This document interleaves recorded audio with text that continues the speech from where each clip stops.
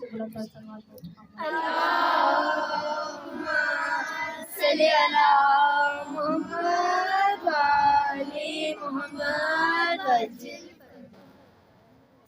اجلی رسالت کی بات ہے، جب تک جیوں حسین کی مجلس وفا کر۔ یہ آپ کے لیے بھی ہے، یہ میرے لیے بھی ہے کہ جب تک جیوں حسین کی مجلس وفا کروں، کہ آنسو بہاؤں اجر رسالت ادا کروں۔ جب تک جیوں حسین کی مجلس وفا کروں، کہ آنسو بہاؤں اجر رسالت ادا کروں۔ لے جا رہی ہوں خاک شفا ساتھ اس لیے، لے جا رہی ہوں خاک شفا ساتھ اس لیے کہ جنت میں بھی زیارتیں کرب و بلا کروں۔ اللهم صل على محمد وآل محمد وسلم۔ لا حول ولا قوة إلا بالله العلي العظيم۔ أعوذ بالله السميع العليم من الشيطان اللعين الرجيم۔ بسم الله الرحمن الرحيم۔ الحمد لله المعروف من غير رعية، والخالق من غير رعية، الذي لم يزل قائما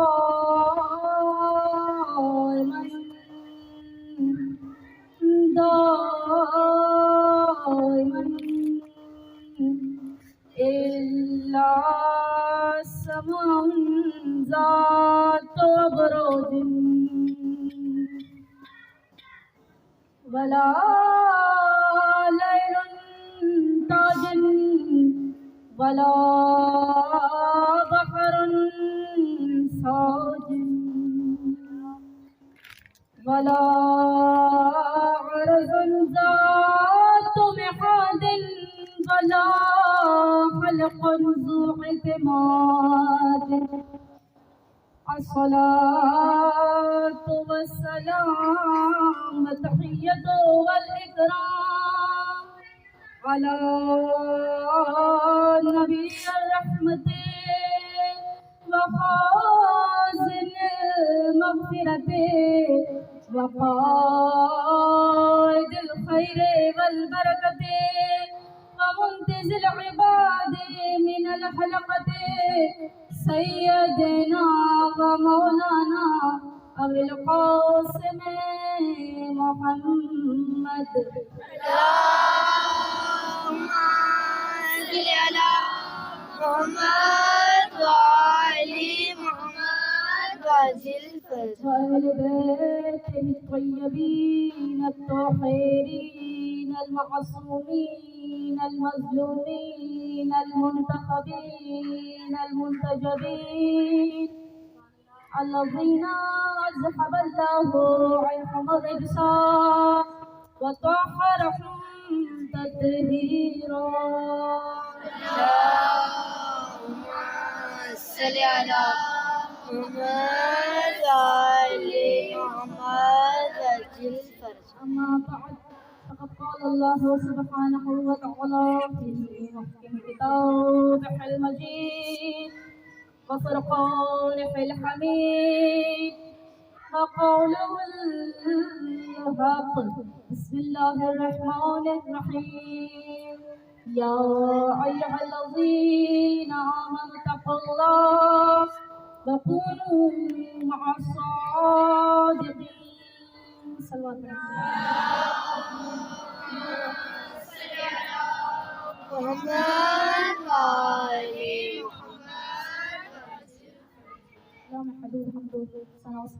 عالم کی ذات مبارک کے لیے کہ جو عزتوں کے لائق ہے، جو سجدوں کے لائق ہے، جو رحمان بھی ہے، جو رحیم بھی ہے، جو پالتا ہے، کس قدر پالتا ہے، ایسا نہیں ہے کہ اگر کسی ایک شخص کو کھلاتا رہے اور پلاتا رہے، کوئی دوسرا شخص اس کے پاس جائے، اس سے مانگے تو وہ کہے کہ نہیں، میں نے تو ایک کا ذمہ لیا تھا، میں تجھے کیوں کھلاؤں۔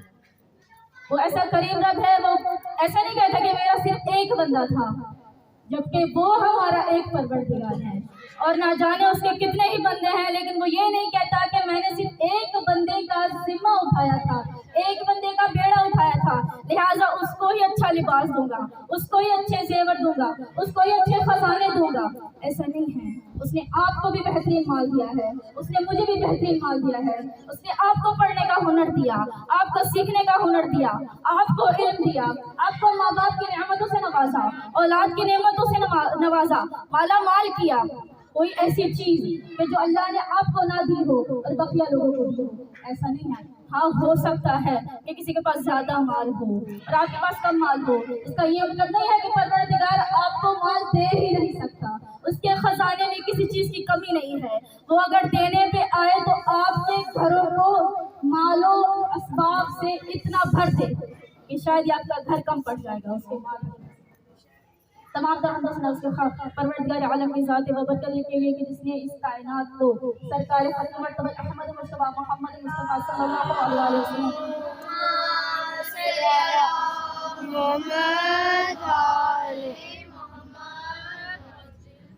کہ رسول ثقلین کی محبت اس کائنات کو بچھائی، 6 دن اور 6 راتوں میں اس کائنات کو بچھائی کہ امام المتقین علیہ السلام نہج البلاغہ میں مولانا ایسے ہم کبھی ایک بات پڑھنے کو نہیں چاہتا ہے، لہٰذا ایک بار دو پڑھ چکے پھر کبھی مسلسل لیجیے گا۔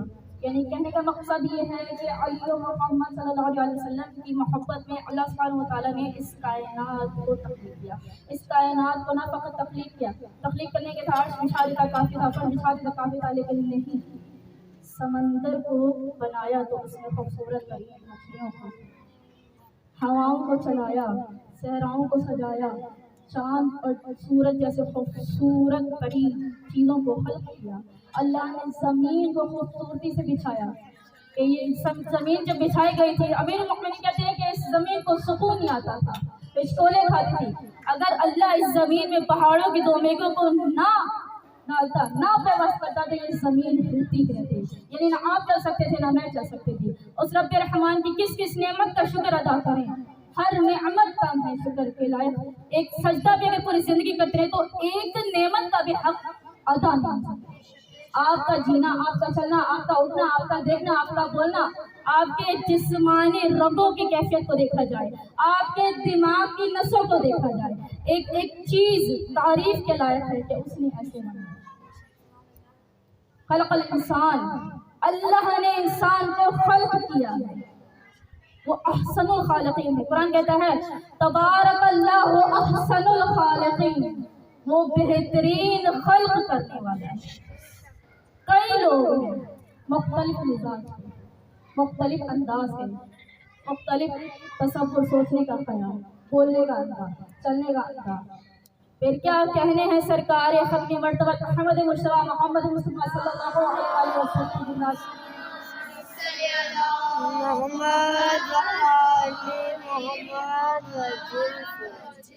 جن کے لیے قرآن کہتا ہے کہ آپ حسن و اخلاق کے بہترین درجے پر پائیں۔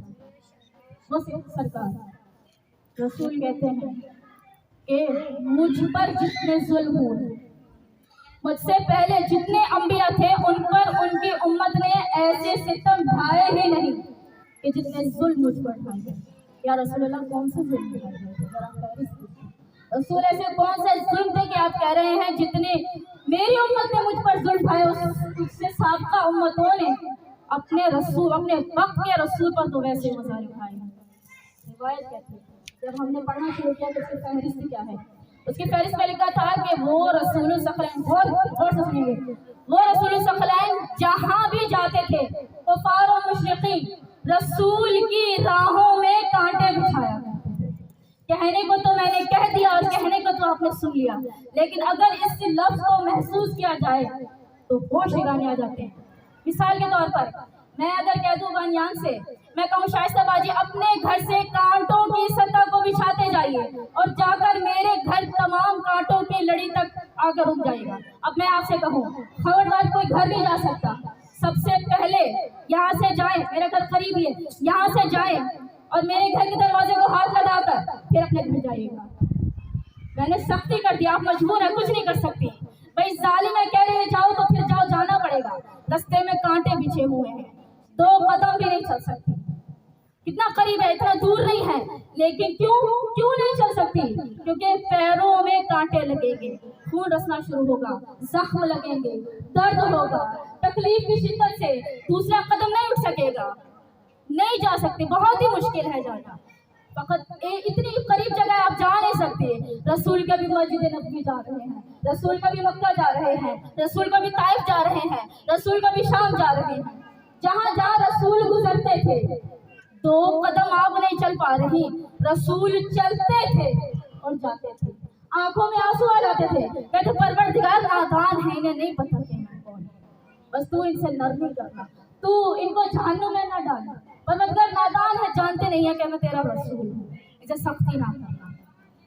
रिवायत कहती है रसूल के कदम मुबारक जख्म में रखते, वो जो रात भर जाग कर इबादतें करते थे। अल्लाह कह रहे हैं ए रसूल लंबी लंबी इबादतें ना किया करें, आपके पैरों में वरम आ जाती है, हम देख नहीं सकते।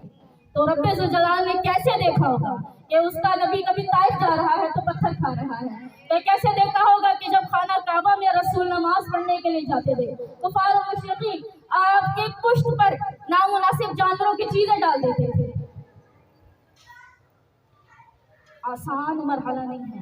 सैयदा देखिए, एक बेटी के सामने उसके बाप की तौहीन की जा रही है, सैयदा का कलेजा मुंह को नहीं आ जाएगा, आ जाता होगा। दौड़ते हुए जाती थी, उसने चादर लिए छोटी सी है, दौड़ते हुए जाती थी और उनकी पुश्त को रसूल, वक्त के रसूल की पुश्त को साफ करती थी, नामुनासिब चीजों को हटाती थी। फकत यहाँ तक मामला नहीं है, रसूल नमाज पढ़ते थे। जब वो देखते थे कि रसूल नमाज पढ़ने के लिए आए हैं और अपने खास असहाब के साथ, कुछ मुसलमानों के मजमे के साथ रसूल आए हैं नमाज पढ़ाने के लिए, तो कुरान कहता है तस्दीकुन व मुकाम कि वो लोग कुफार मुशरिकीन जब देखते थे रसूल आए, उनको तंग करना उनका मकसद था। कहते थे हम तो इबादत कर रहे हैं। भाई आपकी क्या इबादत है? भाई हमारी इबादत ये है, खाना काबा में 160 बुत रखे हुए हैं, हम अपने बुतों की इबादत कर रहे हैं। लिहाजा कुरान कहता है कि वो तालियां बजाते थे और शोर करते थे, सीटियां बजाते थे, ये उनकी इबादत थी। आप शोर में इबादत नहीं कर सकते, मैं शोर में इबादत नहीं कर सकती। रसूलुल्लाह तो फिर रसूलुल्लाह है, उनको तो कोई फर्क नहीं पड़ता जितना ही शोर मचा लिया जाए। तो अल्लाह के रसूल तो ऐसे इबादत करते कि उनकी रूह जाकर खुदा से जा मिलती है, बातें करती है। वो जो असहाब पीछे नमाज पढ़ते उनको तो परेशानी होती होगी ना, वो तो अब मासूम नहीं है ना, वो कैसे इबादत करते हैं? लेकिन चूंकि रसूल को परेशान करना मकसद था, वो कहते थे हम इबादत करने आए हैं। अपनी बुराई को नाम इबादत से रोक लिया करते थे कि हम इबादत कर रहे हैं, लिहाजा हमारा तो कोई कसूर नहीं है, खाना काबा के अंदर हमारे बुत हैं, हम इबादत में मशगूल हैं, हम आपको कहाँ तंग करने के लिए आए हैं। आवाज आ रही है? सलवात पढ़ेंगे।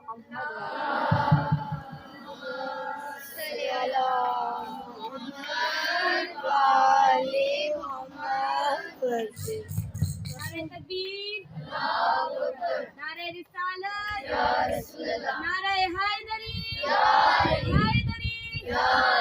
खुशनूदी मोहम्मद मुस्तफा अहमद मुश्तबा बुलंद सलावत।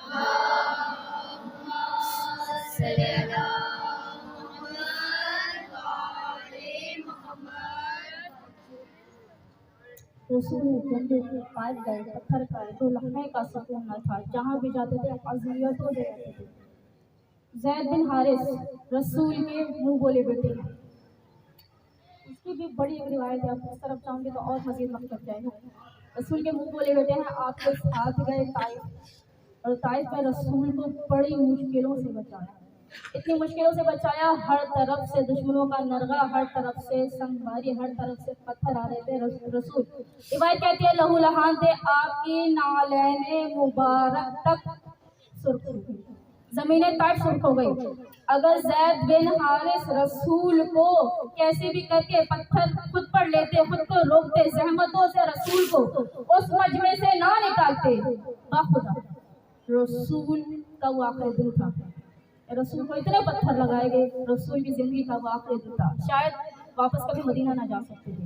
لیکن انہوں نے اپنی جان کو رسول کی خدمت میں پیش کیا اور ان کو بچاتے ہوئے ان ظالموں کے نرغوں سے باہر لے گیا۔ زیادہ قرآن گفتگو نہیں، جناب مسلم ابن عقیل علیہ السلام کون، جن کے لیے قرآن کہتا ہے کہ یتیموں پر رحم کیا جائے، یتیموں کو نہ مارا کرو۔ روایت کہتی ہے، حدیث نبوی ہے کہ رسول نے کہا کہ اگر کوئی یتیم پر رحم نہیں کرتا تو وہ ہم میں سے نہیں ہے، کوئی یتیم پر رحم نہیں کرتا تو وہ ہم میں سے نہیں ہے۔ دوسری روایت کہتی ہے، رسول کہہ رہے ہیں کہ اگر کوئی یتیم کو مارتا ہے اور تو روتا ہے تو اس کی صدا عرش کو ہلا دیتی ہے۔ عرش معلی، اللہ جہاں ہے جس کا وجود حقیقی ہے، جب کوئی ظالم ظلم کرتا ہے، یتیموں کو مارتا ہے تو عرش معلی ہل جاتا ہے یتیم کے رونے پر، یتیموں کے شفقت کے ساتھ پیش آئے۔ قرآن کہتا ہے یتیموں پر ظلم و ستم نہ کرو۔ دوسری روایت کہتی ہے کہ اگر کسی ظالم نے یتیم پر ظلم کیا تو فرشتگان عرش سے اس پر لعنت کرتے ہیں۔ خبردار یتیموں پر ظلم نہ کیا کرو۔ یہ کہتے ہیں کہ اگر رسول نے سکھلایا، آداب سکھلایا کہ کسی یتیم کا دل بہت نرم ہوتا ہے، یتیم کا دل بہت حساس ہوتا ہے، کہا کہ رسول فرما رہے ہیں کہ اے لوگوں، کسی یتیم کے سامنے اپنے بچوں کو پیار نہ کرنا، کسی یتیم کے سامنے اپنے بچے کے چہرے کو نہ چومنا، کسی یتیم کے سامنے اپنے بچے کو گلے نہ لگانا۔ کیوں یا رسول اللہ؟ باپ ہے، بیٹا ہے، اس کا حق بنتا ہے وہ پیار کرے۔ فرمایا نہیں، کیونکہ اگر یتیم دیکھ رہا ہو تو اس کے دل پر باپ کی شفقت کا اثر پڑے گا کہ میرا باپ نہیں ہے، اگر ہوتا شاید مجھے پیار کرتا، اگر ہوتا شاید مجھے چومتا، اگر ہوتا مجھے سینے سے لگاتا۔ رسول نے سکھلایا کہ یتیموں کے سامنے اپنے بچوں کو کبھی پیار نہ کرنا، کہ اس کا دل بڑا مغموم ہو جاتا ہے۔ یہ احادیث طفلان مسلم بے وطن تھے، غریب تھے، دشمنوں کے نرغے میں تھے، فوج اشقیاء میں گھرے ہوئے تھے، بے وطنی کا عالم تھا، باپ کا سایہ گزر گیا، نہ فقط ان بچوں پر رحم کیا گیا۔ توقعات تو یہ تھی نا، مسلمان تھے، سارے مسلمان تھے، کوفہ میں سارے مسلمان تھے، نہ فقط کے بچوں پر رحم کیا گیا، بچوں کو مارا گیا، پیٹا گیا، گھسیٹا گیا، ظلم کیا گیا، دریا پر لے جا کر بچوں کو پیاسا شہید کیا گیا۔ ظلم کے ناکے میں تھے بچوں کو۔ اب بات کی خبر کی بڑی عجیب انداز سے ملی۔ جناب مسلم کے حوالے سے پہلے سنیے گا، جناب مسلم کی شان پر بلند کر سکتے ہیں۔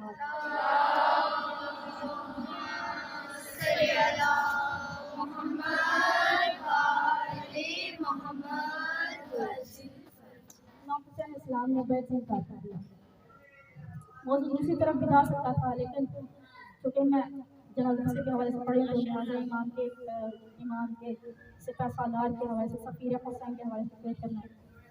امام نے جب مدینہ چھوڑنے کا ارادہ کیا، کئی مرتبہ میں نے سنا ہے، مدینہ چھوڑنے کا ارادہ کیا، کیا وجہ تھی مدینہ چھوڑنے کی؟ کیونکہ آپ کو ہر ہفتے کثیر تعداد میں خط موصول ہو رہے تھے۔ امام حسین کو کثیر تعداد میں خط موصول ہوتے تھے، ایک ہفتے میں 1500 یا 1600 خط ملتے تھے، پھر اس سے کئی گنا 2000، پھر اس سے کئی گنا، پھر اس سے کئی گنا، یہاں تک کہ ایک ہفتے میں 18000 خطوط مولا کی خدمت میں پیش ہوئے۔ خط میں لوگ کہہ رہے تھے کہ ابن رسول اللہ، اگر آپ کوفہ نہ آئیں گے، اگر آپ ہماری طرف نہ آئیں گے، ہمیں ہدایت کون کرے گا؟ اگر آپ ہماری طرف نہیں آئیں گے، ہمیں ہدایت نہیں کریں گے تو ہم یقیناً گمراہ ہو جائیں گے، کیونکہ آپ کے بابا بھی یہاں رہ کر گئے تھے، آپ کو معلوم ہے ہمارا مزاج کیسا ہے، آپ بہترین ہیں ہمارے اصلاح کے لیے، آپ یہاں تشریف لائیں، ہم انتظار کر رہے ہیں، ہماری آنکھیں منتظر ہیں، جب آپ کو خط موصول ہو تو خط کا جواب تحریر کیجیے گا اور مولا بتلائیے گا کہ ہمارے خطوط ہم نے کتنے کثیر تعداد میں پیش کیے ہیں، نہ جانے آپ کو موصول ہو رہے ہیں یا نہیں ہو رہے، لیکن جب بھی آپ کو یہ خط ملے تو آپ خط کا جواب تحریر کیجیے گا اور ہمیں بتائیے گا کہ آپ ہمارے جانب کوفہ آ رہے ہیں یا نہیں آ رہے۔ ہر خط میں یہی بات، ہر خط میں یہی بات کہ آپ آئیں، ہمیں اصلاح کی ضرورت ہے، آپ آئیں کیونکہ آپ حجت وقت ہیں، اگر آپ نہ آئیں گے تو ہم یقیناً ہلاک ہو جائیں گے، ہمیں آپ کی سخت ضرورت ہے۔ تو جب مولا کا خط موصول ہوا، مولا نے تحریر کیا، ایک مرتبہ تحریر کیا، جناب مسلم کو بلایا، کہا کہ یہ میرا خط لے جاؤ۔ اب امام کو مکہ کی طرف جانا تھا، بعض روایت کہتے تو مکہ تو پہنچ ہی گئے تھے، کیونکہ اتنی کثیر تعداد میں آپ کو خطوط موصول ہوئے، لہٰذا آپ نے جناب مسلم سے کہا کہ اب آپ کوفہ چلے جائیے، ہم مکہ آ چکے ہیں، کیونکہ حج کے ایام قریب آئے تھے، مولا کا حج کرنا تھا۔ فرمایا مسلم آپ میرا خط کا جواب لے جائیے اور کوفہ چلے جائیے۔ فرمایا ٹھیک ہے۔ بعض روایت کہتے ہیں مولا کے بیٹے ان کے ساتھ گئے تھے، بعض روایتوں کے مطابق کہ بی بی کے پاس تھے، بی بی اپنے 4 بیٹوں کو لے کے گئی تھی، بعض نے لکھا 5 بیٹے تھے، کہا کہ 2 بیٹے کربلا میں شہید ہوئے اور 2 بیٹے آپ سے بچھڑ گئے تھے، پھر بعد میں اپنے زیاد نے ڈھونڈنے کے لیے بھیجا، ان کے سپاہیوں کو مل گئے تو آپ کو قید میں زندان میں ڈال دیا تھا، 1 سال تک زندان میں رہے۔ تو بہت ساری روایتیں ہیں، کتاب جب پڑھنا شروع کرتے تو اس میں یہ کہتا ہے کہ جناب مسلم کے حوالے سے، ان کی زوجہ کے حوالے سے اور فلان مسلم کے حوالے سے ایک روایت نہیں ملتی، 2 مختلف روایتیں ملتی ہیں۔ علماء کہتے ہیں نہیں معلوم کہ کون سی صحیح روایت ہے، یہ کہ بیٹے ساتھ گئے تھے صحیح روایت ہے، یا یہ کہ بیٹے رستے میں ماں سے بچھڑ گئے تھے اور بیوی ان کو ڈھونڈتے ہوئے گئی تھی اور جبھی بیوی لاہور میں قیام پذیر تھی۔ تو بہت ساری روایتیں بہرحال جو مجھے مناسب لگتا ہے پڑھنا تو میں پیش کر رہی ہوں۔ تو جناب مسلم کے ہاتھوں خط بھیجا، مولا خط لے کر گئے، جیسے ہی کوفہ پہنچے، جب کوفیوں نے دیکھا کہ امام نے اپنے سپاہی کو بھیجا ہے، سفیر حسین کو بھیجا ہے، چونکہ آمد کے مشتاق تھے، منتظر تھے، اتنے میں جھوک در جھوک کوفے کے باہر کھڑے ہو گئے، مولا آئے، ہاتھوں کو چوما، پیروں کو چوما، محبت کی، اتنے میں مولا کو بڑے عزت و احترام سے لے کر گئے کہ ہم نے خط کے ذریعے بھیجا ہے، امام کا خط لیے آیا ہے، خط کا عنوان ہمیں بتلائیں گے۔ ایک مرتبہ مولا نے بہتر یہ جانا کہ آپ مسجد کوفہ جائیں، مسجد کوفہ جا کر کہنے لگے، کثیر تعداد میں لوگوں کو خبر ملتی رہی، آپ نے انتظار کیا کہ کثیر لوگ آ جائیں گے تو مولا حسین کا خط سنائیں گے۔ اتنے میں کثیر تعداد میں لوگ جب جمع ہوئے تو آپ نے کہا کہ میں سفیر حسین بن کے آیا ہوں، حسین مظلوم کا پیغام لے کے آیا ہوں، اس وقت حسین خانہ کعبہ ہے۔ اب کہتے ہیں کہ جناب مسلم علیہ السلام کو کیونکہ اتنا بڑا عالم دین کہا جاتا تھا، میں نے کتاب میں پڑھا، مجھے واقعی اتنی معرفت نہیں تھی، لکھا ہوا تھا کہ امام حسین نے کیوں انتخاب کیا جناب مسلم کا، کیونکہ آپ بہترین عالم دین تھے، بہترین دین اور احکام شریعت کو سمجھنے والے تھے، آپ متقی تھے، پرہیزگار تھے، مولا آپ پر آنکھ بند کر کے یقین کرتے تھے۔ یہاں تک کہ کتابوں میں یہ جملہ بھی میں نے پڑھا کہ اگر امام حسین علیہ السلام وقت کے امام نہ ہوتے یا امام حسین علیہ السلام پیدا نہ ہوتے، فرض کیجئے نہ ہوتے اگر پیدا، تو کہتے ہیں کہ جناب مسلم ابن عقیل علیہ السلام وقت امام۔ اتنا بڑا جملہ شاید ہی آپ نے کبھی سنا ہوگا جناب مسلم کے حوالے سے، اگر امام حسین علیہ السلام نہ ہوتے تو کہتے تھے اتنے بڑے عالم دین، اتنا بڑا علم کہ ان کا کوئی مقابلہ نہیں تھا، ان کا کوئی مقایسہ نہیں تھا، شجاعت میں، بردباری میں، دلیری میں، عقل مندی میں، دانشوری میں سب سے بلند مقام رکھتے تھے۔ روایتوں نے یہ بھی لکھا کہ اگر امام حسین علیہ السلام کے بعد کوئی مقام و مرتبہ حاصل ہے اہل بیت میں امام حسین کے بعد تو جناب مسلم تھے۔ ویسے شیبانیوں کو ڈھارس کے جیسے امام حسین، ویسے محبت کے جیسے امام حسین سے محبت کیا کرتے تھے۔ تاریخ نے لکھا کہ جناب مسلم کو ان کی دانشوری کی وجہ سے، عقل مندی کی وجہ سے، بہت بڑے عالم دین ہونے کی وجہ سے امام حسین نے کہا جو فیصلہ ہم کر سکتے ہیں ہو بہو وہی فیصلہ مسلم کر سکتے ہیں، تو لہٰذا جب ہی اپنے عکس کو بھیجا، اپنی روح کو بھیجا، اپنے سپاہی کو بھیجا۔ سپاہی کے سفیر حسین جب پہنچے کوفہ، جب کوفہ پہنچ گئے، اب ان کا ہر فعل ایسا ہے کہ جیسے امام حسین کا فعل ہے، کیونکہ امام نے منتخب کیا تھا۔ جب کوفہ پہنچے، کوفہ کی مسجد میں آئے، لوگوں کو خط پڑھ کے سنایا اور لکھا تھا بہترین حمد و ثنا، ظاہرہ مولا نے حمد پڑھی تھی، کوئی عام بات نہیں ہے، بہترین حمد و ثنا سے آغاز کیا۔ ایک مرتبہ مولا نے کہا ہے اے کوفیوں، مجھے کثیر تعداد میں تمہارے خط موصول ہوئے ہیں اور میں نے تمام خط کو پڑھ کے دیکھا، سب میں ایک ہی عنوان تھا کہ اے فرزند رسول جتنا جلدی ہو سکے ہماری طرف آ جائیے، ہم مشتاق ہیں، ہم آپ سے सीखना चाहते हैं, दीनियात सीखना चाहते हैं, आपके जद के दीन पर अमल करना चाहते हैं, अमल की मंजिल पर आना चाहते हैं। यहाँ तक कि बेहतरीन खत पढ़ के सुनाया। लोग जब इमाम हुसैन का खत सुन रहे थे, रिवायत कहती है लोग भाड़े मार मार कर रो रहे थे कि वक्त के हुसैन ने हमें खत भेजा है, मौला ने हमारे नाम खत लिखा है। इमाम हुसैन आपके नाम खत लिखे तो आप उसको चूम चूम के नहीं थकेंगे, रो रो के नहीं थकेंगे। मौला का खत था, खूफियों को मुखातब करके मौला ने कहा था हमें खत मौसूल हुए हैं, आप चाहते हैं हम आपकी तरफ आ जाएं, हम आ जाएंगे, लेकिन हमने अपने सफीर को भेजा है। अगर हमारा सफीर तुम लोगों के अंदर ईमानदारी और दयानतदारी देखते हैं और वो हमें खत लिखते हैं कि यहाँ हालात साजगार हैं, तो हम यकीनन अपनी बहनों के साथ कूफे में दाखिल हो जाएंगे, फरमाया कूफे में गालिब हो जाएंगे, लेकिन उस शर्त पर जब मुस्लिम तुम्हें देखेंगे उस मयार पर जनाब मुस्लिम की आंखें यानी इमाम हुसैन की आंखें, जनाब मुस्लिम देखेंगे तुम लोगों को उस मयार पर के इस काबिल हो कि तुम्हारी तरफ आ जाओ, बहनों के साथ आ जाओ, काफिले के साथ आ जाओ। फरमाया कि ठीक है, तब हम आ जाएंगे। खत सुनाया, लोग ज़ारो कतार हो रहे थे इमाम की मोहब्बत में। अब जैसे ही खत का मौजू खत्म हुआ, फरमाया अगर हमें मुस्लिम ने लिखा तो हम आ जाएंगे। अस्सलाम वालेकुम वरहमतुल्लाह। ये खत का मौजू यहाँ पर मुकम्मल हुआ। कहते हैं कि जनाब मुस्लिम ने ये नहीं था कि फ़कत एक दिन इंतज़ार किया और खत लिख के भेज दिया कि मौला आ जाए सब सही है, नहीं, एक महीने तक वहीं रहे। एक महीना बहुत अच्छा होता है। एक महीने में लोगों को देखा मुहब्बे हुसैन है, हाथों को चूमते हैं, प्यार करते हैं, आप नमाज पढ़ाइए आपके पीछे पढ़ेंगे। बड़ा इज्जत और एहतराम हो रहा था, साथ थे, माहौल बिल्कुल सही था। इतने में रिवायत ये भी कहते हैं कि जब इमाम हुसैन अलैहिस्सलाम ने कूफे जाने का इरादा किया तो आपके भाई मोहम्मद हनफिया आए और कहते हैं कि हुसैन कूफा के लोग सही नहीं है। कहा कूफी से क्या उम्मीद लगाए बैठे, हुसैन कूफा ना जाओ। रिवायत कहती है कि मौला ने फरमाया कूफा क्यों ना जाओ भाई, कूफा ना जाने की क्या वजह है। फरमाया हुसैन उन्होंने आपके बाबा से भी वफा ना की थी, तो हुसैन वो आपसे कैसे वफा करेंगे, कूफा ना जाइएगा। कहते हैं मौला हुसैन ने फरमाया जहाँ मेरा खुदा मुझे ले जाएगा मैं वहाँ जाऊँगा। इतने में एक रिवायत मिलती है जनाब अब्दुल्लाह के जाफर तैयार बीबी ज़ैनब के ख़ावंद के हवाले से, कहते हैं मोहब्बत हुसैन में पीछे बड़ी रिवायत है, जनाब मोहम्मद कभी उसे सुन लीजिएगा।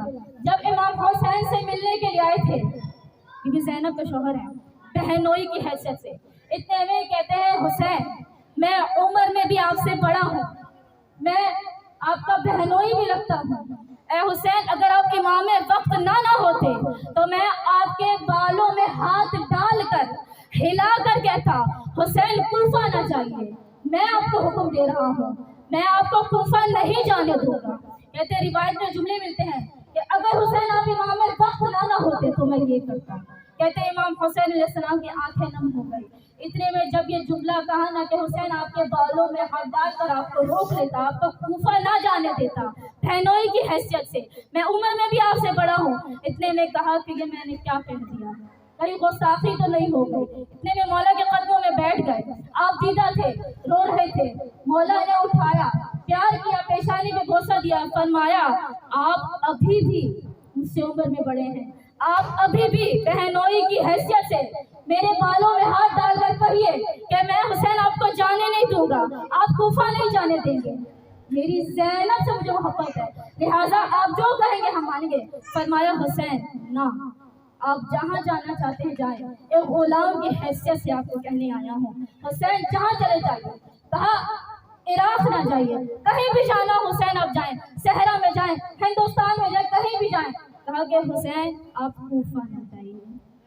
इतनी मर्तबा खानवादे हुसैन कह रहे हुसैन कूफा ना जाइए, हुसैन कूफा ना जाइए।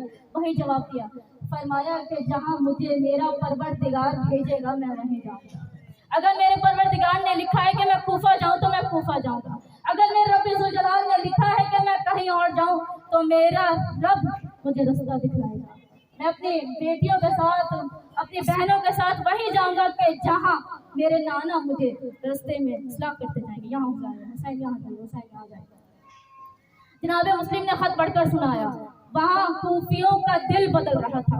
जनाब मुस्लिम ने ये कैफियत देखी, किताबें कहती हैं जनाब मुस्लिम ने देखा लोग सारों कतार रो रहे थे, सीना पीट पीट कर रो रहे थे, आंखों में आंसू थे, कह रहे थे कि हम हुसैन के इताअत करते हैं, हम हुसैन के मुंतजर हैं, हमारी आंखें हुसैन के हुस्न को देखना चाहती हैं, हम मुंतजर हैं, हुसैन कब आएंगे।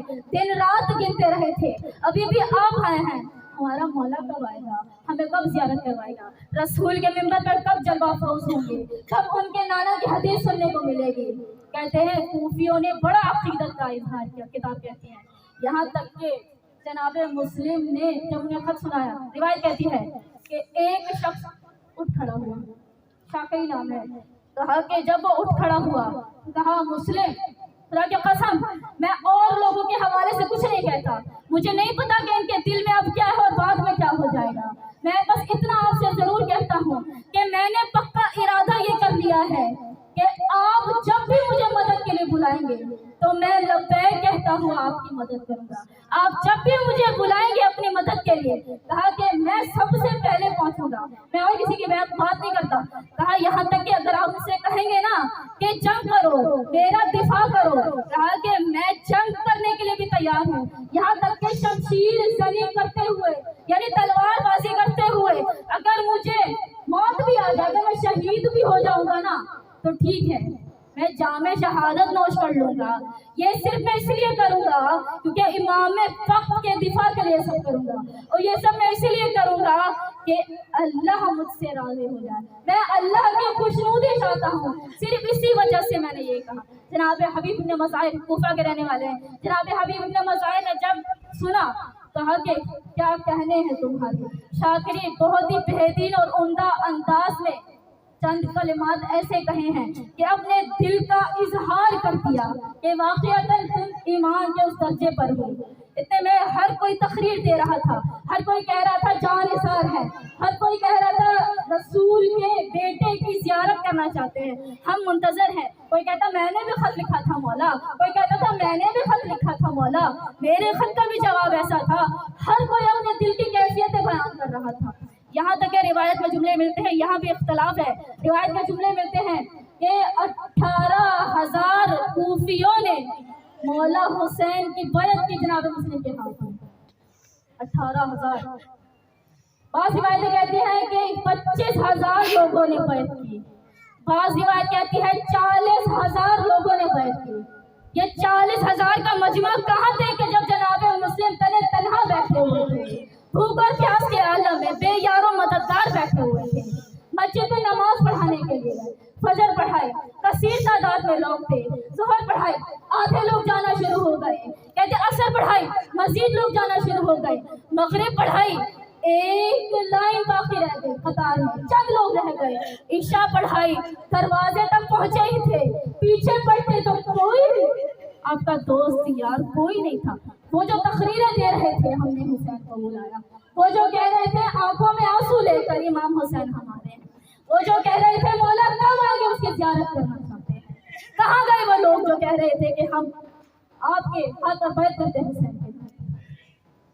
क्या हमारा हाल उन लोगों की तरह नहीं? क्या मैं जब कहती हूँ अल अजल या महदी अल अजल, आंखों में आंसू भी होते हैं, मैं तो गिरिया भी करती हूँ, मैं तो सीना भी पीट पीट के आवाज़ारी करती हूँ। वक्ता हुसैन पर्दा गैबत में है, आप भी तकरीर दे रही हैं, मैं भी तकरीर कर रही हूँ, मौला हुसैन की आशिका हूँ, मौला कब जलवा दिखाएंगे, मौला कब तशरीफ लाएंगे। सूफियों की तरह मैं मुंतज़र हूँ, मुंतज़िर नहीं, सिर्फ इंतजार करिए आ जाए आ जाए आ जाए, अमल है कि मैं जब इमाम ज़माना का नाम भी लेती हूँ मेरी एहतरामन गर्दन में झुक जाती है, ज़बान पर सलवात भी आ जाता है। वक्त के हुसैन के सिपाहियों की बैत 40,000 लोगों ने तोड़ दी, आपकी और मेरी तादाद भी 40,000 से ज़्यादा है, मगर क्यों 313 के अफराद ही सिर्फ इमाम ज़माने के लश्कर में शामिल होंगे।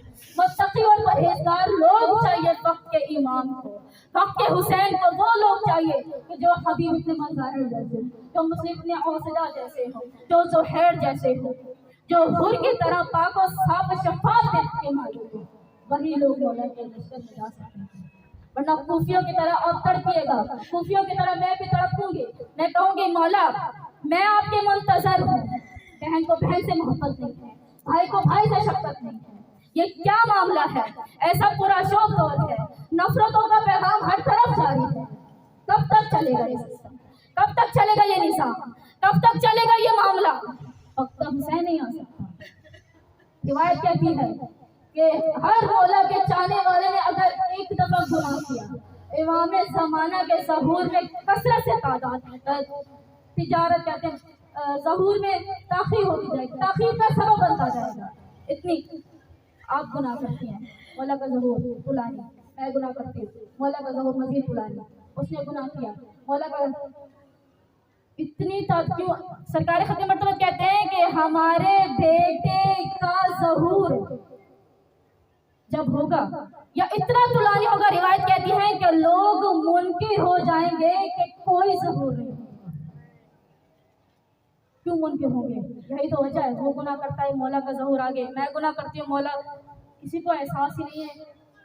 کسی کو اگر بھی احساس ہو کہ اگر میرے ایک گناہ سے میں مولا کے ظہور میں کئی سالوں کا فاصلہ ڈال دیتی ہوں. میں نے کہیں روایت پڑھی تھی, آپ کو سنایا بھی تھا کہ یہاں کے 50,000 سال نہیں, وہاں کے 50,000 سال کی تاخیر ہوتی ہے. وہاں ایک دن تب بنتا ہے کہ جب 50,000 سال گزر جاتے ہیں, تو وہاں کا ایک دن بنتا ہے. آپ کے گناہ کرنے کے بعد 50,000 سال گزریں گے, ایک دن بڑھ جائے گا مولا کے ظہور میں, پھر کئی 50,000 سال وہاں کے گزریں گے, پھر دوسرا دن, کئی لوگ گناہ کرتے جائیں گے, وہاں کے دن میں اضافہ ہوتا رہے گا. رسول فرمایا ہمارا بیٹا جب آئے گا تو لوگ اس کے ظہور کے منکر ہو جائیں گے. کیوں منکر ہو جائیں گے رسول اللہ؟ فرمایا اتنا طولانی غیب میں جائے گا, اتنا پردہ غیب میں چھپا ہوگا کہ اس کے چاہنے والے جو کالے لباسوں میں لوگ موجود ہیں, مولا کا نام لیتے ہیں, یہ سب گمراہ ہو جائیں گے, یہ سب منکر ہو جائیں گے. رسول کی زبان سے نکلا ہوا ہے, صادق اور امین ہے, ایک لفظ بھی اس میں جھوٹا نہیں ہے. تو سمجھانے کے لیے لفظ کہا ہے, سوائے سچ کے رسول کی زبان کچھ بھی نہیں ہے. تو کوفیوں کی طرح نہ بنے گا, میں کوفیوں کی طرح نہ بنوں. اگر تقریروں دینے سے کام نہیں پڑے گا, اپنے آپ کو اندر سے ہلانا پڑے گا, اپنے آپ کو اندر سے اٹھانا پڑے گا. آج ایک ماں اٹھے گی تو نسلیں اٹھیں گی. ماں کو تیار ہونے کی ضرورت ہے, نسل کو تیار ہے. چلو آپ محمد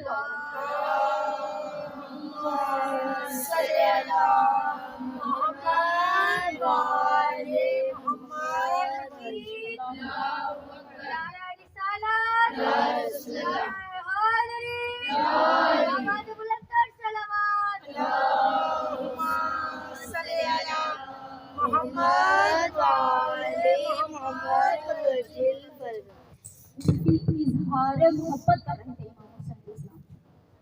پھر کہتے ہیں کہ جناب مختار عبید ثقفی کے گھر پہ جناب مسلم نے قیام کیا. اب میں جلدی جاؤں گی, بہت وقت جا رہا ہے. جناب عبید ثقفی کے گھر, مختار ثقفی کے گھر قیام کیا. لوگ آتے رہے, 3 دن مسلسل بیعت ہوتے تھے, کثیر تعداد میں لوگوں نے بیعت کی. یہاں تک کہ جب شام خبر پہنچی, یزید کو جب خبر پہنچی, تو اس ملعون نے, خدا کی لعنت و قیامت تک, اس ملعون نے خط لکھا ابن زیاد کو, کیا ہو رہا ہے, کوفہ کے کیا حالات ہیں, یہ سب کیسے ہو گیا, حسین کا ذکر کیسے ہو رہا ہے, جاؤ وہاں پر حاکمیت کی حیثیت سے بیٹھو. اور وہاں کا جو حاکم تھا, کہا اسے قتل کرو, اسے مارو, اس کو جلا وطن کرو, کچھ بھی کرو, مجھے اس سے کوئی معاملہ نہیں. کہا کہ جا کر تخت پر بیٹھو, تمہیں پورا اختیار دیا, جب چاہو جس کے سر سے گردن کو اتار دو, جتنے انعام جتنے مال جس کا جو لالچ کرنا چاہتے ہو کرواؤ. کہا حسین کو کوفہ نہ آنے دیں. یہ بعض روایت کہتی ہے کہ جناب مسلم کی جب شہادت ہوئی, شہادت ہونی ہی تھی, آپ نے چند وصیتیں کی. اس میں یہ بھی کہا تھا کہ صرف آخری وصیت یہ ہے کہ حسین کو خط لکھ دو, کہنا کہ بہنوں کے ساتھ یہ آنا. کہا کہ وہ جو جلاد تھا جسے وصیت کی, اس نے جب ابن زیاد کو کہا کہ یہ ان کی وصیتیں ہیں, کہا جو بھی کرنا ہے کرو, یہ جو آخری وصیت کی تھی نا, اس پہ عمل نہیں ہونا چاہیے. ہم تو چاہتے ہی یہی ہے کہ حسین بہنوں کے ساتھ کوفہ آئے. ہم چاہ ہی رہے کہ زینب ام کلثوم کے سامنے حسین کا وہ حال کریں گے کہ بہنیں تڑپ تڑپ کے گڑ گڑا کر کہیں گی میرے بھائی کو چھوڑ دو, جو کہنا چاہتے ہو کہو. کہتے यहाँ तक हालात कर देंगे, यहाँ तक मामलात कर देंगे, हुसैन को बड़ा सताएंगे। हम कहा जितनी वसीयत है कि उस पर अमल करना ही करो, मुझे उससे कोई लेना देना नहीं है। हुसैन को खत नहीं लिखे, हुसैन को आने दो कूफा। फिर जब शहादत की खबर मौसूल हुई तो मौला ने इरादा बदला, वो भी जा कूफा ही रहे थे। रिवायत कहती है वो जो लश्कर खुद का जो लश्कर आया था, जब पानी का तमाम मामला हुआ तो वो घेरते हुए मौला को करबला ले गया, वरना मौला रिवायत कहती है कि जाना चाहते थे कूफा। खानवादे ने रोका हुसैन कूफा ना जाए, मोहम्मद हनीफा ने रोका हुसैन कूफा ना जाए, जनाब अब्दुल्ला ने रोका हुसैन कूफा ना जाए, लेकिन मौला जा रहे थे। क्यों? बुला रहे थे। कल को कह सकते हैं रोजे महशर, ए रसूल अल्लाह आपके नवासे को बुलाते रहे थे, वो आए नहीं। कहा कैसे ना जाए, जाएंगे ना, रसूल देखे तो सही। सिर्फ मुंह से कहते हैं हुसैन आ जाइए, दिल से नहीं कहते कि हुसैन आ जाइए। मैंने मुस्लिम को भेजा था, क्या किया? दारुल अमाला पर बेदर्दी से सर को तन से जुदा कर दिया, यहाँ तक कि एहसास अभी भी नहीं है। क्या मामला है? लाशें को ऊंटों से बांध कर या घोड़ों से बांध कर शहर शहर असीयतों से मौला को सताया गया। फरजंदाने जनाब मुस्लिम के हवाले से रिवायत बात मैंने कहा ना, दो रिवायतें हैं, एक बेटे साथ गए थे, एक ये है माँ के साथ गए घर आए। जब बेटे साथ आए, रिवायत कहती है जनाब मुस्लिम जब शहीद हो रहे थे, काजी शरी आपका चाहने वाला काजी शरी से कहा कि मैं शहीद होने लगा, आपका मुहिब था, अपने बेटों को हवाले कर दिया, कहा कि मेरे बच्चों को खैर व आफियत से मदीना पहुंचा दो। इसकी माँ इन बच्चों की बड़ी आशिका है, वो जी नहीं सकेगी, कहा खैर व आफियत से मेरे बच्चों को मदीने पहुंचा देना, कल जो भी कारवां काफिला गुजरे तो मदीना खैरियत से पहुंचा देना। एक मरतबा वो काजी शरी लेके गया, मुहिब अली था, घर लेके आया, बंद कर दिया। इतने में शहादत हो गई, खबर पहुंच गई, बच्चों को नहीं मालूम बाप कहाँ है। काजी शरी बस लेके गया अपने घर में। जब उसको खबर मिली, उसका बेटा खबर लेके आया, तो बाप बेटे ने एक दूसरे को गले लगाकर खूब गिरा किया, हमारे मौला हमने ही बुलाया था और हमने ही मौला को मरवा दिया। इतने में रो रहे थे कि बच्चों ने कहा काजी शरी क्यों रो रहे हैं? तो छोटे छोटे से बच्चे, रिवायत कहती है 7 और 8 साल के बच्चे थे। कहते काजी शरी क्यों रो रहे हो? काजी शरी जिस्म लरज रहा था, बता नहीं सका। इतने में बच्चों को गले से लगा के कहा बच्चों मैं कैसे कहूँ, बेवतनी में यतीमी के बादल तुम्हारे सर पे छा गए। जब बच्चों ने सुना, कहा कि यतीमी क्या होती है? बताया बेटा कि तुम्हारे बाबा को बेदर्दी के आलम में कत्ल कर दिया गया। मुस्लिम इस दुनिया में नहीं रहे। जब बच्चों ने सुना, रिवायत कहती है कि धाड़े मार मार कर रोते थे, बाबा बाबा बाबा। मुस्लिम बेवतनी का जमाना है, किस तरफ जाएंगे, हमारा कोई चाहने वाला नहीं है, बाबा क्यों गए? बहुत फरियाद की, वाह गुरबता के जुमले लिखे हुए हैं। अब बच्चों ने खूब मातम किया। काजी शरी कहता है बच्चों मेरे हवाले किया था मौला ने, मैं वादा वफा करूंगा, खैर व आफियत से तुम्हें तुम्हारे घर तक पहुंचवाऊंगा। इतने में बच्चों को प्यार किया, खिलाया पिलाया, नए कपड़े पहनाए। इतने में कहा कि रात के पहर अपने बेटे से कहा कि इन लोगों का हाथ पकड़ के जाओ, इस वक्त सब सो रहे होंगे, कूफा के बाहर ले जाओ और उस मकाम पर बिठा दो कि जहाँ काफिले गुजरेंगे और ये कल बच्चे खैर वापस से अपने घर चले जाएंगे। कहा कि ठीक है बाबा। अब रास्ते में इतनी देर हो गई क्योंकि अंधेरा था, रास्ता भटक गए रात के अंधेरे में। जाते जाते सुबह हो गए, सुबह को देखा कि काफिला चला गया। इतने में धूल उड़ रही थी, रिवायत कहती है धूल उड़ रही थी, यानी मालूम पड़ा था इतना दूर नहीं पहुंचा होगा। कहा बच्चों को काफिला है, जाओ दौड़ते हुए जाओ, पीछे करते वो मदीने की तरफ जाएगा, उसके पास पहुंच जाओ। कहते हैं बच्चे ने दौड़ना शुरू किया, दौड़ते दौड़ते छोटा भाई कब तक दौड़ सकता था, बेवतनी था।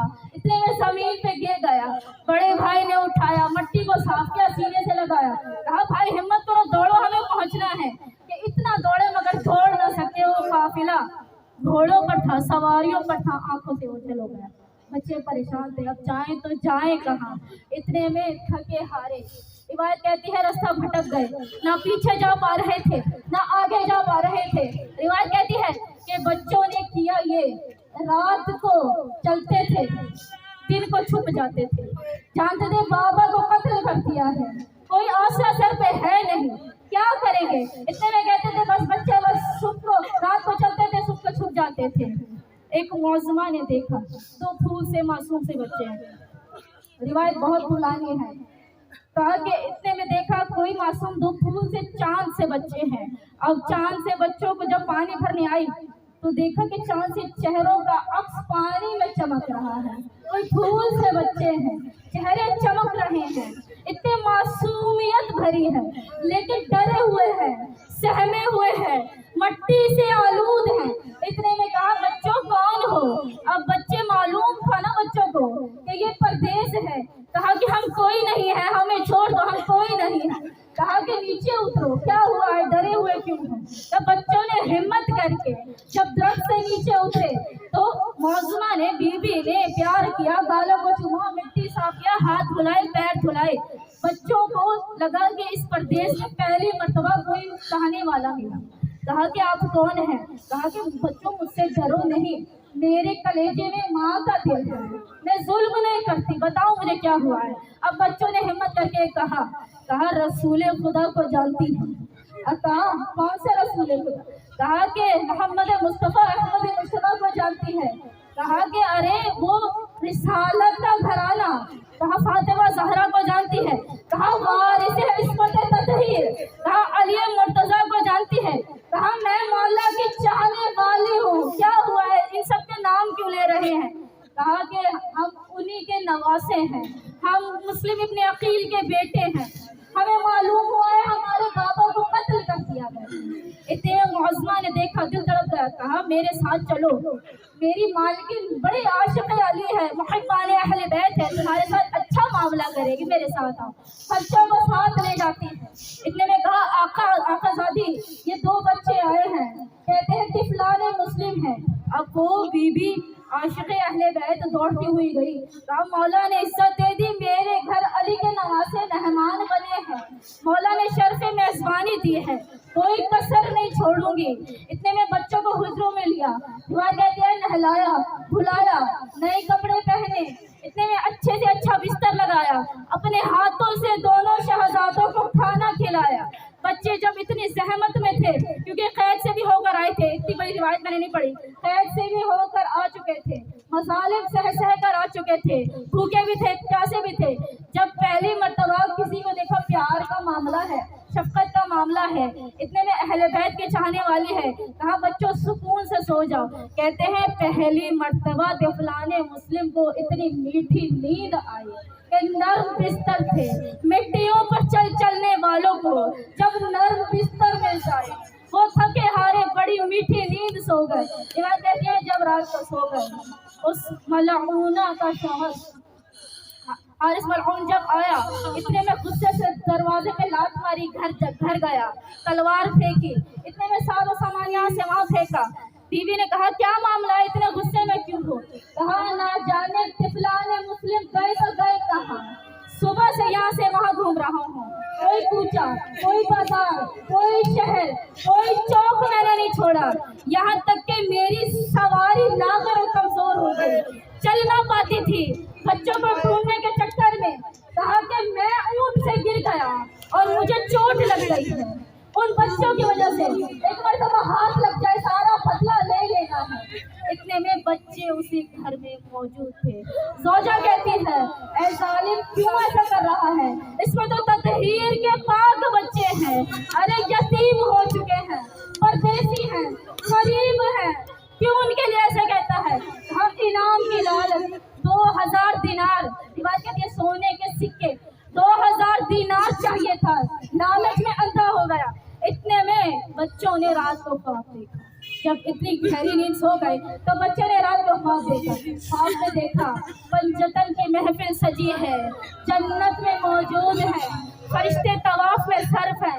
اتنے میں رسول خدا نے فرمایا، پنجتن بھی بیٹھے تھے، رسول خدا کھڑے ہوئے، جناب مسلم کو آتا دیکھا، فرمایا اے مسلم یتیموں کو بے وطنی کسی کے سہارے چھوڑ کے آئے ہو، تمہارے یتیم بچے کوفیوں کے حوالے کر آئے ہو، کوفی کیا حشر کریں گے، ساتھ کیوں نہیں لے کے آئے ہو؟ کہا کہ یا رسول اللہ میرے بچے بس تھوڑی ہی دیر میں آپ کے پاس آتے ہی ہیں۔ اب بچے نے جب خواب دیکھا اتنے میں بیدار ہوئے، چھوٹے بھائی نے بڑے بھائی کو کہا بھائی میں نے خواب دیکھا ہے، خواب بیان کیا، क्या? बड़े भाई ने कहा मैंने भी यही ख्वाब देखा है। दोनों बगलगीर हुए, रोना शुरू किया। कहा भैया लगता है यतीमों की आखिरी रात है। अरे ये वही रात है कि जिसकी खबर ख्वाब में मिली थी। लगता है बाबा हमें लेने आ रहे हैं, लगता है हम इस दुनिया से जाने वाले हैं। इतने में रो रो कर हाय बाबा मुस्लिम, हाय बाबा मुस्लिम। अरे परदेश में माँ रुकैया की गोद याद आती थी, माँ का प्यार करना याद आता था, माँ का खाना खिलाना बच्चों को याद आता था। इतने में बगलगीर हुए रो रहे थे। हर्ष पल उठा, कहा कि कहाँ से बच्चों की आवाजें आ रही है। बीबी ने कहा कुछ नहीं है, शायद हम सारे के बच्चे होंगे। कहा नहीं, हमारे हुजरों से आ रही है। रिवायत कहती है बीबी खामोश हो गई। दूसरी मर्तबा कहा, बीबी से कोई जवाब ना बनता था। तीसरी मर्तबा कहा सुनती नहीं है, क्या कह रहा हूँ। इतने में कहा हुजरे से आवाज आ रही है। रिवायत कहती है चराग उठाया, हुजरे में लात मार कर दरवाजे को खोल दिया। एक मर्तबा जब गया, चांद से चेहरे की तरफ चिराग किया। अरे मासूम से चेहरे थे, फूल से चेहरे थे, कुमलाए हुए थे, खौफ सदा थे, मौत की सर्दी थी। इतने में यतीमी के बादल छाए हुए थे। इतने में कहा कौन हो?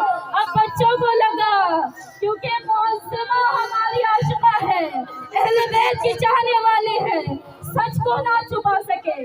कहा मुस्लिम के यतीम है। इतने में कहा कौन हो? कहा मुस्लिम के यतीम है। रिवायत कहती है उन्हें सुनने पे यकीन आया। इतने में जब सुना ये मुस्लिम के यतीम हो, चराग को दूर फेंक दिया। रिवायत कहती है बालों से घसीटता हुआ, बालों से घसीट कर शहर की तरफ ले आया।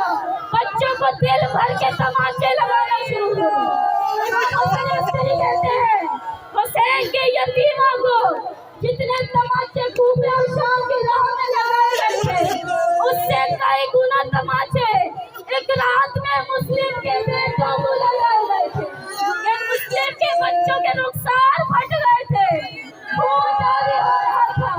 रिवायत कहती है यहाँ तक जुल्म न था क्योंकि उसको अपना जख्म याद आया ऊंट से गिरना। कहते हैं बच्चों के चेहरे पर हाय ज़हरा लात मारना शुरू हुई।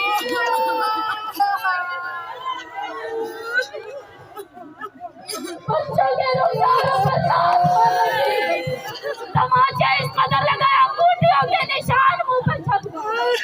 बच्चे कहते थे मौसमा बीबी बचा ले, अरे हम पर जुल्म हो रहा है, हमें बचा ले। इसलिए कहते हैं कि बच्चों को रस्सी से बांध कर कमरे में धक्का दे दिया। रात भर बच्चे तड़पते रहे, बंधे हुए थे, कुछ कर ना सकते थे। सुबह हुई तलवार लेकर कहती है माए दिल लिहाजा के सुनेंगे। एक मर्तबा कहा, दरवाजे को खोला, अब बच्चों को देखा खश में पड़े हुए थे। रात को इतना मारा जालिम ने, आंखें ना खुलती थी। शहजादे दर्द में तड़प रहे थे, बंधे हुए थे। इतने में रस्सी को खोला। रिवायत कहती है बच्चों को बालों से घसीटता हुआ दरिया पर ले आया। बच्चे तड़प रहे थे। बीवी कहती है छोड़ दे, अरे सैयदा के फूल है, कयामत में मुझे रुसवा ना कर जालिम, बच्चों को छोड़ दे। इतने में घसीटता हुआ ले आया। अब कहा कि बच्चों ने फरियादें की। रिवायत कहती है बच्चों ने कहा कि सालिम हमें मार मत, इब्ने इस्लाम के पास वैसे ही ले जाओ, तुझे इनाम चाहिए वो मिल जाएगा। कहा नहीं, मुझे तुम्हारे सर चाहिए। कहा कि नहीं, सिर्फ हमें ले जाओ। इसलिए कहा कि नहीं। एक मर्तबा मासूम से बच्चे हैं, यतीम थे ना, कहते हैं हमारे सर के बालों को उतार कर एक मर्तबा हमें उस बाजार ले जाओ जहाँ गुलामों को बेचा जाता है। अरे हम मिसले यूसुफ हैं, अरे हमारा चेहरा यूसुफ की तरह खूबसूरत है। कहा कि नहीं, मुझे पैसा चाहिए। कहा अच्छा। रिवायत कहती है बच्चों ने कहा हमें मदीना ले जाओ, हमारे मामू अब्बास तुझे इतना पैसा देंगे, तू मोहताज ना हो सकेगा, हमें घर पहुंचा दे। कहा कि नहीं, मुझे अपने सियाल से ही माल लेना है। एक मर्तबा बहुत रिवायतें हैं कि माँ ने भी कहा कुछ, बेटे ने भी कहा रख, तो इतने में कहा कि अब बस आखिरी दिन है, दिन गिन लो। बच्चों के सामने तलवार को साफ करता था, बच्चों के सामने तलवार को तेज करता था। एक मर्तबा हाशमी घराने के बच्चे थे, रिवायत ने लिखा कि बच्चों ने देखा कि अब मौत सर पे आ चुकी है, कहा 2 रकत नमाज पढ़ने दे, ये तो करने देगा। बदकलामी की, कहा ये नमाज अगर तुम्हें बचा सकती है तो पढ़ लो। एक मर्तबा बच्चों ने नमाज पढ़ी, रिवायत ने लिखा कि दुआओं के लिए हाथों को बुलंद किया, कहा परवरदिगार हम यतीम है, तू यतीमों की सदाओं को सुनने वाला है, इसके और हमारे दरमियान तू फैसला करने वाला है, बेहतरीन फैसला कर, हम मुंतज़िर हैं तेरे फैसले के। इतने में रिवायत कहती है सालिम तलवार लेके चला, बड़ा भाई आगे आ जाता था, अरे मुझसे देखा ना जाएगा, पहले मुझे कत्ल करो। छोटा भाई कहता अरे मुझे कत्ल करो, मेरा बड़ा भाई बाप की मानित है। बच्चे तड़प रहे थे, कभी वहाँ जाता छोटा भाई, कभी वहाँ जाता बड़ा भाई। इतने में तलवार चली, शायर ने कहा एक हश्र बपा हो गया खंजर के तले पर, एक हश्र बपा हो गया खंजर के तले पर, भाई ने गला रख दिया भाई के गले पर। तलवार चली, बड़े भाई का सर से जुड़ा हुआ, सर को थैले में डाला, लाश को दरिया के हवाले किया, लाश पड़ी रही, नीचे ना जाती थी। छोटा भाई कहता भैया मुझे छोड़कर कहाँ जा रहे हो, मेरा परदेश में कोई नहीं है, बाबा भी नहीं है, मुझे छोड़ के क्यों जा रहे हो। मरतबा खंजर चला, छोटे भाई का सर से जुड़ा हुआ, सर को थैले में डाला, लाश को दरिया के हवाले किया, दोनों भाइयों ने गले से लगा लिया, लाश डूब गई। इतने में सालिम सर लेकर पहुंचा, जब सर लेकर पहुंचा कहा ये तिफलाने मुस्लिम के सर लाया हूँ, अपना वादा पूरा करो। कहा कि मुझे चेहरे दिखते नहीं है, जरा पानी डालो, पानी डाल के साफ किया। अब बच्चों के चेहरे को देखा, सालिम इब्ने ज़ियाद तड़प गया, खड़ा हो गया, कहता है तुझे इन बच्चों को मारते वक्त शर्म न आई, किस आँखी को उजाड़ के आया है, अरे चांद से बोलते बच्चे हैं, इन पर रहम ना किया, क्या किया है इनके साथ, पूरा मामला बयान कर दिया। कहा सालिम अपने हाथों को नहीं देखा, इनके फूल से रुखसारों को नहीं देखा, इनको क्यों कत्ल किया है। एक मतलब हुक्म दिया, उसको कत्ल करवा दिया गया, कत्ल किया।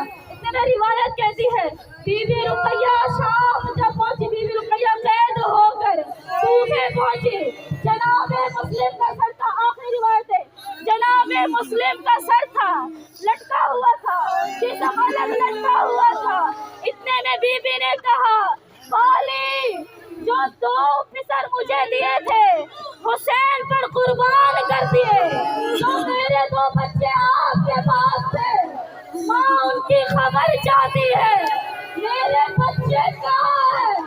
घर से आवाज आई अरे रुकैया बेटों का मातम करो, अरे वो 2 फर्जंद हुसैन पर कुर्बान। ज़ैनब को जनाबे मुस्लिम ने सलाम किया, अस्सलामु अलैकुम या बिन्ते रसूलिल्लाह। बीबी ज़ैनब ने जब सुना परदेश में किसने सलाम किया, बीबी ने यहाँ देखा वहाँ देखा, कोई नजर न आया, बीबी ने सर झुका लिया। इतने में जनाबे मुस्लिम ने फिर कहा अस्सलामु अलैकुम या बिन्ते रसूलिल्लाह। अब बीबी ने उठाया, कहा कि कौन है ए लाश, तू क्यों मुझे सलाम करता है, तूने मुझे कैसे पहचाना। कहा शहजादी भाई को पहचाना नहीं, अरे मैं मुस्लिम इब्ने अकील हूँ, शहजादी उनका बच्चा, मोहम्मद का बच्चा, अकबर का बच्चा, कासिम का बच्चा, सैयदा की बेटी, अरे हुसैन का बच्चा कबूल करना। अल्लाह